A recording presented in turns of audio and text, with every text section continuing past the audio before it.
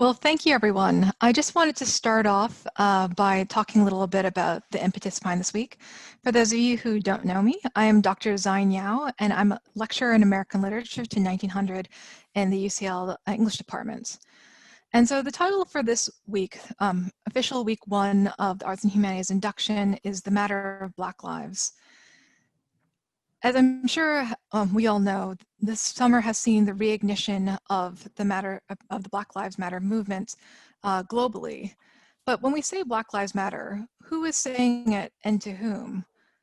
When we say that it has been reignited or there's been a resurgence, for whom has that been the case? And of course, for whom have these things always been self-evident? And I think that's something to bear in mind, that despite the number of years that has passed since the protests in Ferguson, this has been a sustained structural critique and protest of intersectional movements led by Black people of all genders. And since Ferguson, unfortunately, in no way has the amount of anti-Black police brutality in any way diminished against Black people. And so there's some interesting convergence then between the COVID-19 crisis and this resurgence for a mainstream global non-Black audience about Black Lives Matter, bringing it into the mainstream in a way that we haven't seen before. That once where one could be stigmatized for taking the knee, as Colin Kaepernick did, to draw attention to police brutality, now corporations are releasing their Black Lives Matter statements. What does this actually look like? And also, I think we have to remember that even though it was the killing of George Floyd that brought this back to mainstream global non-Black attention, during this time has also seen the police killings of Breonna Taylor, as well as trans man Tony McDade, and many other Black people who do not receive the same amount of attention as the Black men who were murdered by the police. And indeed, we have to remember that this is a movement that applies to Black people of all genders. But to go back to the founding of Black Lives Matter, the movement was founded by three Black queer women. And it's interesting to see since then the constellation of different organizations and different efforts to try and combat all the different aspects of structural racism, specifically anti-Black racism, that have come out of that original hashtag inspiration, perhaps speaking to a new generation of activism that is happening on social media that cannot be simply dismissed as trendy or simply millennial. And this is something we're going to be reflecting on today in the context of UK academia, where, to put Black Lives Matter into perspective, as of, I believe, the beginning of this year, there are still only 27 Black women who are full professors in the UK in any discipline. Indeed, the number of Black academics in the UK is quite a matter of concern when we consider, for those of you who are starting your educational journey at UCL, if we're going to be critical about the conditions of the production of knowledge. Of course, I must raise attention to the fact that I, as a non-Black person of color, am organizing this event as an act of solidarity, but also perhaps to try and shift some of the burden that has been placed on academics of color, particularly Black academics at UCL and across the world at this moment, to do the type of labor to transform the systems which put the most pressure on them, paradoxically. And as we consider this work in UCL, we're also, I think, very interested in putting together this series of events in light of the recent inquiry into UCL and the history of eugenics, in which Francis Galton and Carl Pearson and his other acolytes were notorious for saying many very deeply colonial, very racist things, but particularly about Black people. And this is the condition from which we are all learning and teaching, and we'll be discussing the works ahead of us today. And so this is why I thought it would be great for us to start with science fiction as the genre that perhaps most exemplifies how we can think differently about the past, present, and future, to perhaps perceive differently what we can still shape the world to be. And so on that note, and questioning perhaps the very questions that I'm raising about the potential of science fiction, I'm very happy to introduce to you today Professor James Wilson. James Wilson is professor of philosophy and is interim head of Department for Philosophy. He has been at UCL since 2008 and was secondment to the Royal Society as senior policy advisor in 2011 to 2012. He is co-director of the UCL Health Humanities Center and was faculty vice dean for interdisciplinarity in 2015 to 2019. His research uses philosophy to help resolve real-world problems in health, well-being, and social policy. He has published widely on ethical issues in healthcare and health policy, and on the ownership and governance of ideas and information. His book, Beyond the Neglectful State, Philosophy for Public Policy and Public Health, is forthcoming with Oxford University Press. Among other advisory roles, he has been a member of the National Data Guardian panel since 2016. And so it's a real honor for James Wilson to join us here today. So a round of silent applause, or try to project the sense of applause. Thank you so much, James. Thank you so much for that extremely generous introduction. And just maybe to say one or two words about sort of Black Lives Matter and what it means to be a Black professor in the UK. It was a few years ago that one of my colleagues in the philosophy department actually organised a series of events around the topic of why isn't my professor Black? And it was at that moment that I realised that in fact there were only 5 Black philosophers in philosophy departments in the UK. I was one of them. It was quite a thought actually, and to think, what are the responsibilities on me as a Black intellectual? And it's something I've been reflecting on quite a lot. As in fact, my grandfather's brother, Arthur Lewis, was in fact the first ever Black philosopher, sorry, the first ever Black professor in the UK. He was a professor at the University of Manchester in the 40s in economics. And so I had the sense of almost how far we've come, and hearing the stories from my mother and my grandmother, almost what it was like to try to be a Black academic in that time. In some ways, I feel, well, it's kind of easier for us, but at the same time, it was so extraordinarily hard in those days. It seems that there's still mountains to climb. And so it's a great honor to be speaking here. I should actually come to actually talk about the 2 really brilliant short stories that you've been asked to read, and just I wanted to introduce these as a philosopher, as an ethicist. So the 2 works you're discussing today, they're both works of science fiction. Each of them paints a powerful and interesting vision of an imaginary society as a way of asking how we should respond to injustice and to suffering. So I wanted to talk to you a little bit about 2 things. But first of all, what exactly is moral philosophy? How is it that we can use stories and arguments to think about what makes life worth living, what our duties are to one another, and also to ask 1 or 2 skeptical questions about what exactly science fiction is, and can we learn important things about ethics and about how we should live from imaginary stories of worlds that are quite unlike our own. So Ursula Le Guin's classic short story, The Ones Who Walk Away from Omelas, asks a classic question in moral philosophy. It's really about whether and in what circumstances it's ethically acceptable for some people to have to suffer harm or death in order that other people can be better off. And within moral philosophy, there are 2 fundamentally opposed approaches, which is useful to introduce just so you can have a little bit of a framework for thinking about some of these ethical questions. So the first perspective would be utilitarianism, and the second one would be looking at morality through the lens of rights and the idea of human dignity. So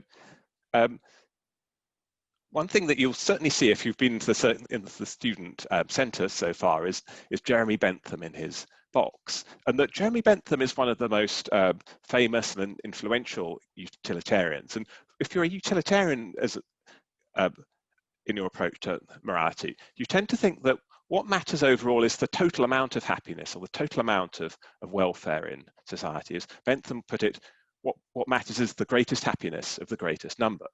And that the important thing to notice is that the amount of happiness in the world can increase even if some people are made worse off. So that the way that people like Bentham thought about morality, it looks like you can have a good world while at the same time it being a world in which some people's rights get violated or some people are made vastly worse off. This is what is depicted in the story. Now, Jeremy Bentham, actually, if you read a bit more of it, you don't get to be the great man who gets in the box without having an answer to some obvious worries about your moral position. And Bentham suggested that, well, yes, it's overall happiness which matters, but he thought that things like our sense of security and dependability and the fact that we can rely on the state not to sort of randomly harvest our organs or to violate our right, those are an important part of happiness. So that he thought that in fact that a happy society was one in which had a great respect for things like the rule of law, and so he thought it was his view was in fact a bit less radical than people sometimes think that it is. But if you're unhappy with the kind of account of morality which says that, well, you can have a good society in which one or two people are completely miserable and that's okay, one thing you might want to focus on instead is the idea of human dignity or human inviolability. Maybe there's just some sorts of things that can't be done to other human beings, or that, regardless of the kind of benefits that come from them. So that the libertarian philosopher Robert Nozick famously put it like this. He just said, individuals have rights, and they're things that no person or group may do to them without violating their rights. And I guess that may be the sort of thing that many of us feel about torture. You might think that even if enormous benefits would come from torturing one individual, or the torturing was necessary in order to prevent a great harm, maybe it's the sort of thing that we shouldn't do at all. But that I think one of the themes that gets explored in Ursula Le Guin's story is that, well, does it matter how big the benefit is? If it turns out that everybody in society is really well off, apart from just this one poor person, is that enough to justify it? And so there's a really sort of deep and difficult question here that you might want to wrestle with about, well, there seems to be something profoundly important about the idea of human dignity, human inviolability. But that if you say that there's certain things that should just be never done to any human being under any circumstance, then it might mean that there's all sorts of things that we can't do that might be beneficial for the general good. So that, just to give you one example, so that Robert Nozick, who I mentioned earlier, is a libertarian. He was so keen on the idea of human dignity. He thought that an important part of your own dignity is the fact that you own your own body, you own your own labor. And he was convinced that it followed from his position that, in fact, it was entirely wrong if the state attempts to tax you. He thought taxation was like forced labor, because it's like the state trying to take from you things that belong to you and you alone. And so that is a violation of rights. I suspect that pretty much all of you are going to disagree with that, but there's an important question then about, well, how do we draw the line? What are the sorts of things that are completely unacceptable under all circumstances, and what sorts of things can be done for the common good in certain circumstances, even though people don't like them happening? One of the other themes I noticed as a moral philosopher in thinking about those two story is about the role of conscience. What should we do when we face a situation in which which we find unconscionable? That is, it's a situation which our consciences just won't allow us to tolerate. Well, in Ursula Le Guin's story, it seems to be presented as if the right thing to do is just to walk away. But as N.K. Jemisin's story might suggest, it doesn't seem that those are all the potential options exhausted. It doesn't seem that whenever we're faced with something which troubles our conscience, we have a choice of either getting used to it or just walking away. We might think that an important duty is to stay and to fight and oppose evil. Now, actually, one thing I thought was particularly interesting, I was kind of proud, I don't know whether Zain was going to mention it, but some of you may have noticed the fact that N.K. Jemisin, in fact, was awarded a MacArthur Genius Award yesterday, which I thought was fantastic. So you have 5 years to explore, to do work, paid by the huge American foundation. It's an enormous honour. So I was really pleased at that. And certainly Jemisin seems to point out something really important, that it's just seems a mistake to think that the only thing that can happen, or the only way of keeping your own moral dignity in circumstances of grave injustice is to walk away. Because the worry you might have is that, well, okay, you keep your own hands clean, you're not somehow sullied by the evil, the systemic injustice, but the people who are suffering the injustice are exactly the same as they were before. But of course, staying and fighting itself raises all sorts of important ethical questions, so that you might want to think about, well, what sorts of things is it legitimate to do in trying to overcome systematic injustice? Is it okay to fight back physically? Is violence okay? Is violence okay against targets who themselves appear to be innocent? Not easy questions to answer. I wanted to close by saying one or two things about the idea of science fiction as a source of moral insight. So I think that both Ursula Le Guin and N.K. Jemisin have persuasive aims in their stories. So they construct a fictional story, a story about a particular kind of imaginary place, but they do that in order to allow us to see our own world differently. Now, I think these kind of persuasive fictions, they raise two different sorts of questions. Well, there's one question about the world inside the story, so that if we were inside Omelas, as described, would it be better for us, ought we to be one of the people who walks away? So there's a question about the world that the writer describes for us, but there's also an important question about what that story has to tell us about our world. So one question you might want to ask yourself is, even if you think that, well, if I was in Omelas, I'd be one of the people who would walk away, what does that tell us about what our duties are, or how we should think about racial injustice in our own society? Because one potential disanalogy between Ursula Le Guin's place and our own is that in Omelas, it appears that the prosperity of the many is predicated on the suffering of just one person. But that clearly doesn't seem to be the kind of world in which we're living at the moment. For us, it seems much more accurate to say that the prosperity of the few is predicated on the suffering of the many.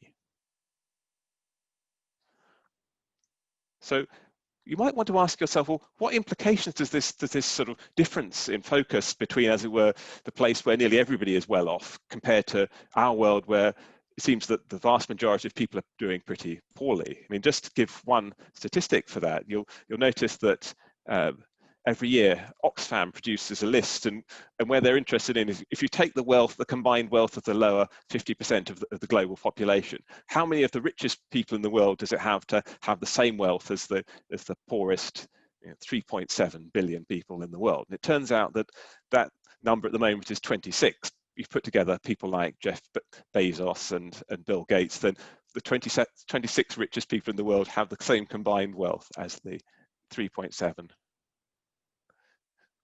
billion poorest people. So again, it's not a world that looks like Omelas.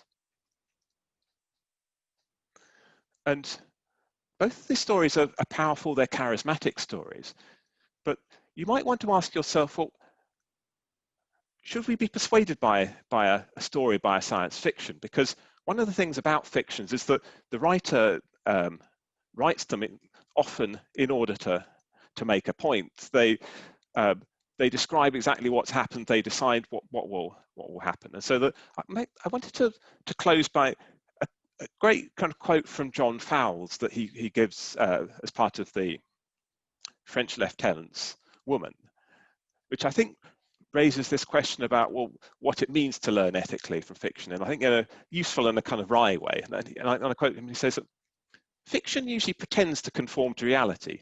The writer puts the conflicting wants in the ring and then describes the fight. It in fact fixes the fight, letting that want that he himself favours win. And we judge writers of fiction both by the skill they show in fixing the fights, in other words, persuading us that they were not fixed, and by the kind of fighter they fix in favour of, the good one, the tragic one, the evil one, the funny one, and so on. So Fowles's thought is that, well, in fact, you're presented with reality, and you're seeing, well, because the world is like that, I need to draw certain conclusions from it. But in fact, the whole thing has been made up in order to shape your perceptions, and you need to be aware of that, both as you interact with both of those stories, both the one in which suggests that maybe the person of integrity is the person who walks away, and also the one in which might suggest that the person of integrity is the person who stands and fights, even at some personal loss to themselves. So that was enough to introduce you as a philosopher, as an ethical philosopher to some of the issues raised by the stories, and I really hope you enjoy discussing them. Thank you so much, James. Yes, I feel very honored for you to be able to come and talk to us about, give us a little taste of some of your work. James has an excellent essay that goes further into some of the critiques he has about thought experiments, and I'm happy to have the UCL communications team, Georgina, perhaps send it around later so you can get a little bit more of a taste of the work that he is doing in very interesting and provocative ways, especially since I think there's been such a turn to an interest in thought experiments in popular culture now with shows like The Good Place, if people are familiar with it.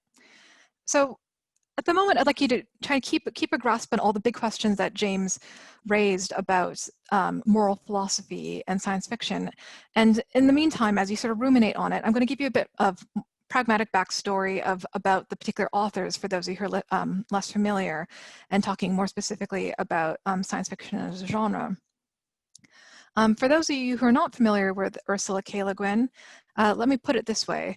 Before Harry Potter, there was another school for wizards, and that was in Ursula K. Le Guin's The Wizard of Earthsea, which, despite being written several decades ago, actually featured Black and brown characters as the primary characters in a world where white people were a distinct minority. And she does it very, very subtly as well. Like it's sort of too subtly to the point that notoriously publishers repeatedly printed Earthsea, showing the main characters all being white, even though only one of them is. And it's remarkable enough that they even refer to her by her pallor. So she was famous for writing this like very revolutionary fantasy, as well as science fiction that explored issues of race, gender, and politics. For instance, one of her most famous books was called The Dispossessed, which is exploring anarchism. And The Ones Who Walk Away with Omelas, I think, is sort of considered to be related to that world, as well as another short story called The Day Before the Revolution, which might be seen as like the more concrete version of Omelas, which is perhaps a bit more abstracted. Another of her famous works is called The Left Hand of Darkness, in which there's an exploration about a people who do not adhere to the gender binary and exploring that culture. She has won pretty much every major science fiction award she has won. She's considered to be one of the greats, and perhaps the classic example of feminist science fiction. And in her work, she has tried to consider the Black and brown people, as well as issues of disability, issues of queerness, perhaps in part inspired by the fact that her parents were anthropologists themselves, working with indigenous people at the time, although it's not like her work is beyond reproach.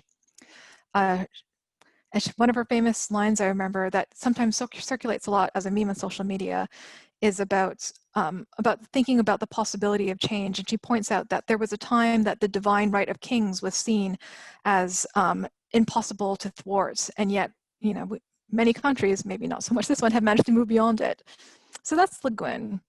And I decided to pair Omelas with N.K. Jemisin because, as James has pointed out, I think that she is one of the most talented writers of any genre that exists today.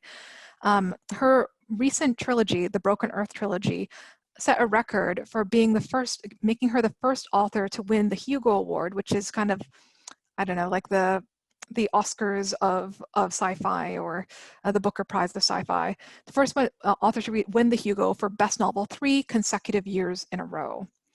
Again, 3 consecutive years in a row. And of course, as James pointed out, she just recently was announced as being one of this year's winners of the Mark MacArthur Genius Grant. Her work has explored issues of race, gender, and sexuality in such powerful and nuanced ways. And I thoroughly encourage you to check out the Broken Earth trilogy, which effectively defamiliarizes signifiers of race and power, and yet allows them to reflect strangely on our own in ways that perhaps help to see them differently. And I think it's also remarkable that her success has happened despite the fact that science fiction has become perhaps even more of a contested realm for what has been dubbed the culture wars in the past decade or two. That she won these awards despite an attempt by a segment of the sci-fi fan population to promote authors that were basically dedicated to racism and misogyny, and she has managed to prevail despite that. And indeed, in thinking about the power of a science fiction, I think it's interesting to consider, again, these culture wars I'm sure we've all felt in some way, be it in the trollish comment threads of a YouTube video or on Twitter, that the primary sites of them have been video games and science fiction. These places in which imagination and the power to create worlds, reflect on worlds, and perhaps think about the world differently, or perhaps where those stakes are perhaps even more clear than other genres, that we're fighting over possible worlds. And we can see that Jemisin is very powerfully giving us this short story while also being very much a part of the fight herself. And so I mentioned feminist science fiction, and also you probably saw the term Afrofuturism, which was used in the title of this event. So feminist science fiction being the sort of shift to, perhaps alongside like other movements such as like feminist epistemologies of science, to think differently about power and science through gender as one of many lenses. And I would say that feminist sci-fi and Afrofuturism are very much welded together, that Afrofuturism as a term was created by Mark Derry, who is a critic, a white critic incidentally, but particularly talking about writers like Octavia Butler and Samuel Delany, who often are mentioned in the same breath, just because they were the only two Black science fiction writers of a certain renown at the time, even though it was hardly like they were friends, but unfortunately they got lumped together.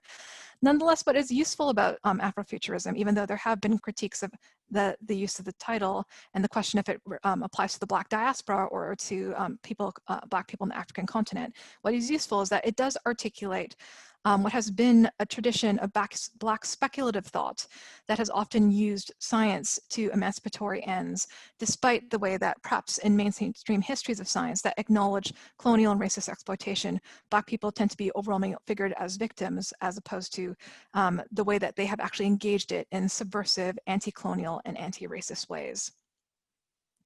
And I think that the productive potential of Afrofuturism is shown by the fact that there's many contemporary activists now who turn to the work of people, say, like Octavia Butler, for ways of imagining the world differently. So Octavia Butler, I mentioned, I highly recommend reading her time travel novel Kindred, or her work like Lilith's Brood, that always thinks about apocalypse and time travel and race in all these unusual ways, and is also, let's just say it, a fantastic read. That's also something I need to underline, that these writers are amazing prose stylists and amazing thinkers, but they're also incredibly wonderful to read and will help you see the world differently. And because of that, this has been, again, an inspiration, as I said, for many activists. Here I'm thinking about the work of Adrienne Marie Brown, who's known for coining the term pleasure activism. And she has two books. One is called Pleasure Activism, the other one, Emergent Strategy, which turns to the work of Black science fiction writers in particular for the way of imagining possible worlds. And what I particularly find powerful about Brown's work with pleasure activism is she points out, and I think perhaps is particularly important when thinking about Black Lives Matter, that the way we think about activism often tends to adhere to a model of martyrdom and expecting people to exhaust themselves of any resource in order to prove a type of heroism, basically. And instead, she's trying to think about what makes activism and justice not just something that's desirable, but actually pleasurable. How do you want people to participate in justice, not just because you think it's right, but because it actually truly benefits you and others? How can we think about activism, again, not as martyrdom, but as joy and as pleasure? And I think that that's perhaps what the interesting contrast between Jemisin and Le Guin is, of that if Le Guin sort of creates an image of pleasure for us, it is then with the reminder that it's tied to this form of suffering, whereas Jemisin is asking about how can we fight to make a type of joy, a type of pleasure available and accessible and possible, as opposed to having it be only tied to specific structures of suffering. So I hope that helps you give a bit of background thinking about science fiction generally, and these intersecting traditions of this work. I highly recommend that you check out more of the work. So again, Ursula K. Le Guin, highly recommend A Wizard of Earthsea, The Dispossessed, and K. Jemisin, The Broken Earth Trilogy. Of the other authors I mentioned, Octavia Butler, Kindred, which is a novel, Lilith's Brood, which is a series, and also Samuel R. Delany, who is also queer, who wrote Babel 17, as well as a classic of queer, a queer writing general called Times Square red, Times Square blue, which is very, very sexually explicit. And one might think about where does the sex come in? That I think both of these works in different ways are exploring pleasure, not just the bucolic pastoral image, but also talking about the role of sex, and that is also an important part of how they're figuring their utopias and critique of utopias, but also the project of how one can create a better world. Yes, so I think with that, hopefully we can shift to breakout groups.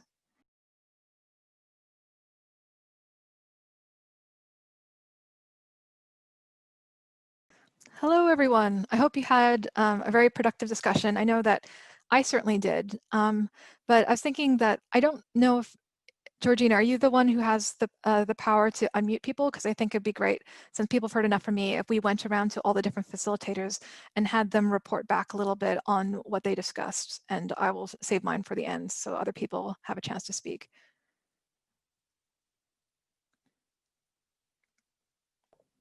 Facilitators can unmute themselves, or I can do it.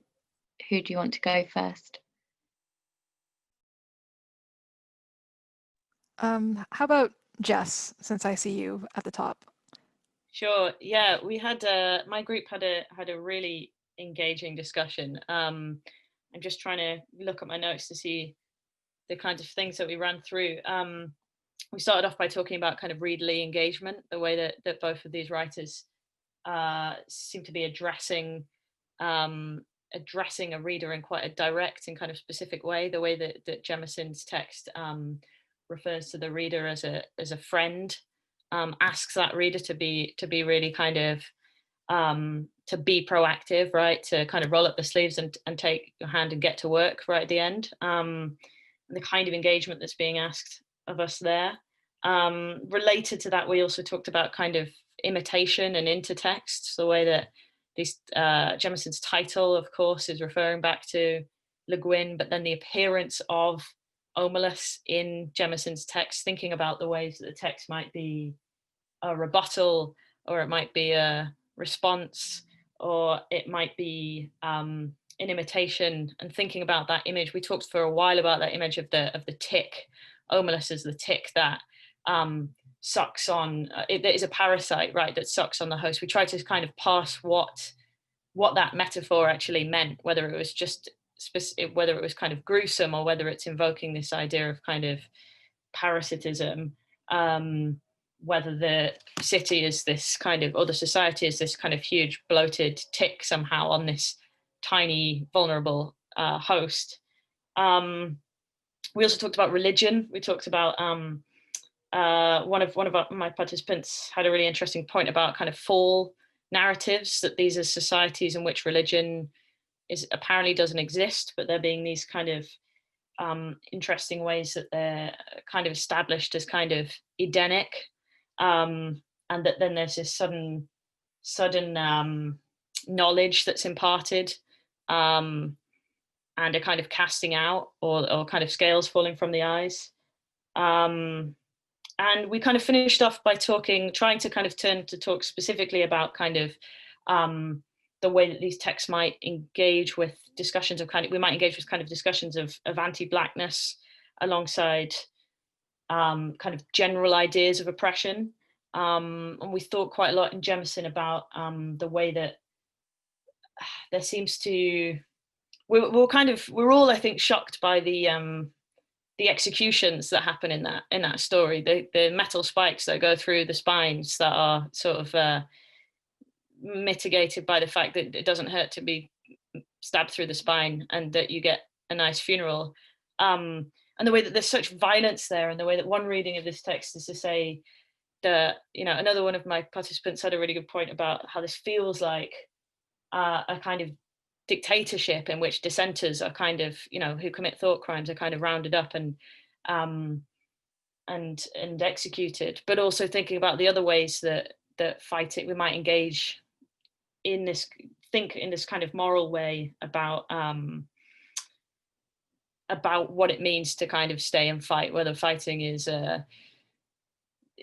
necessarily involves kinds of violence, whether it necessarily involves things that are kind of constructive or destructive. So that's a kind of rundown of what we spoke about.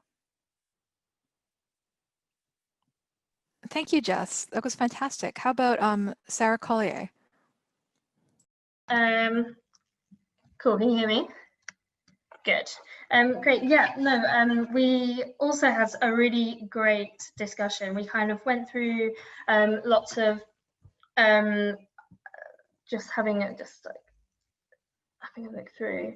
Yeah, so when we were looking at the Le Guin, we kind of were talking about the idea that we need to challenge or contest the idea that freeing the child would necessarily make the citizens unhappy, and why that seems to be such a dogma and something that we are so used to hearing and feeling in our own lives and societies. We talked also about how it kind of resonates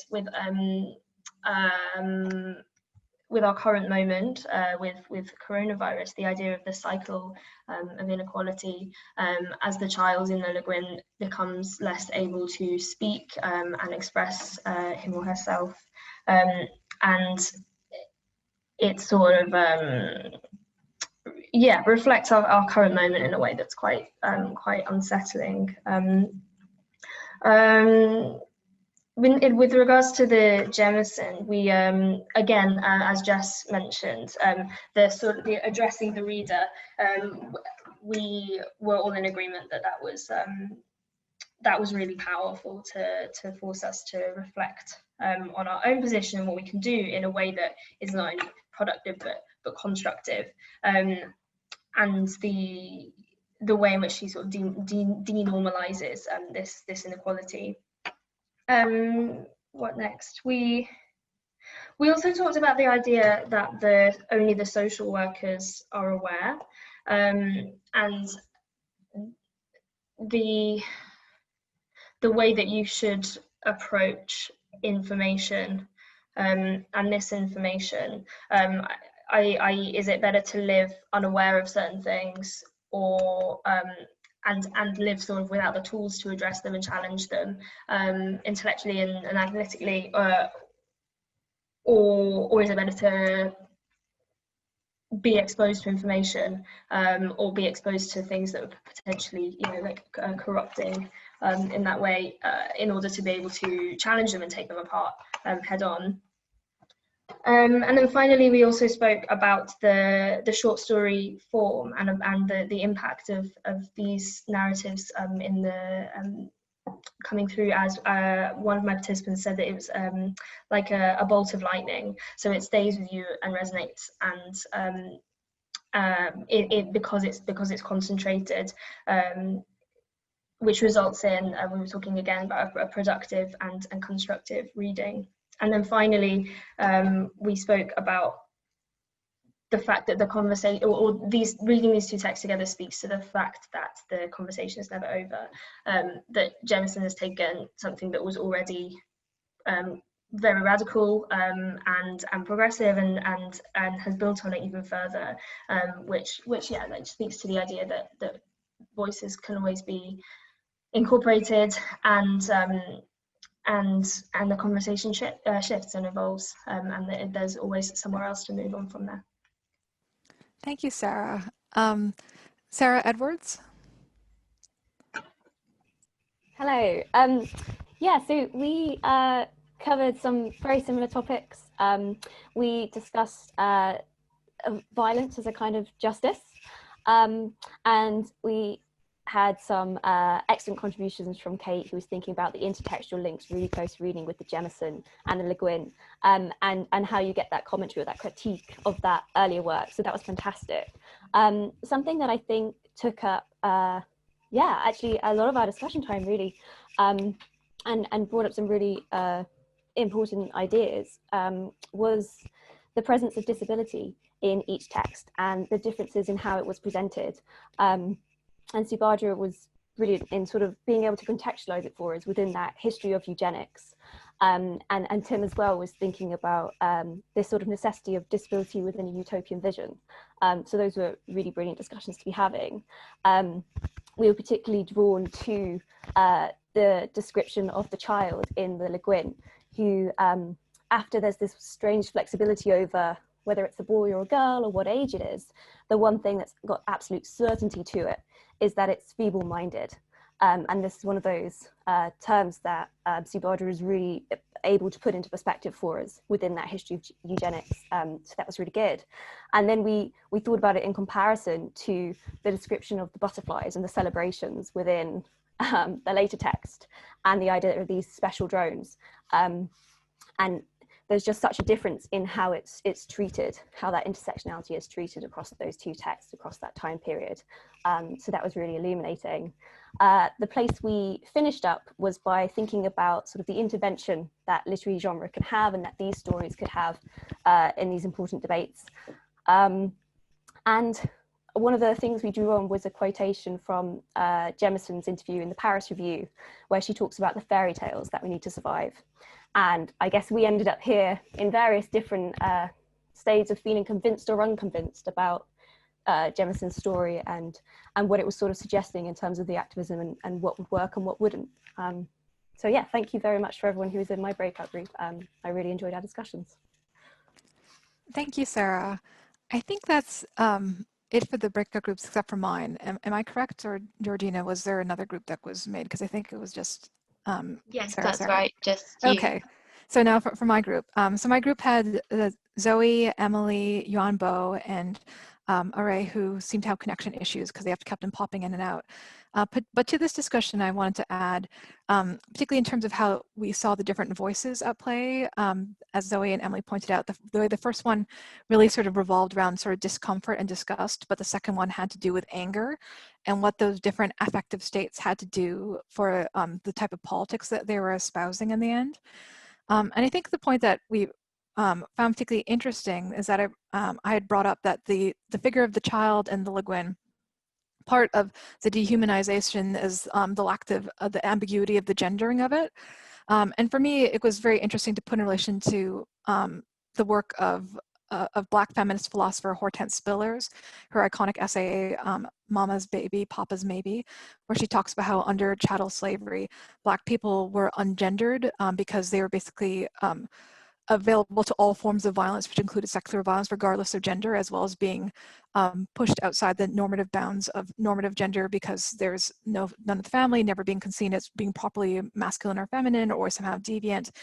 And yet, and I think this is the turn that we see in the Jemisin, Hortense Spillers ends by saying that even though this ungendering has happened, she does not think that Black women should try to get access to the normative exclusionary category of womanhood. Instead, how can ungendering be a proliferation of possibility that breaks out of the system of binary normative gender and family as opposed to simply being excluded from it?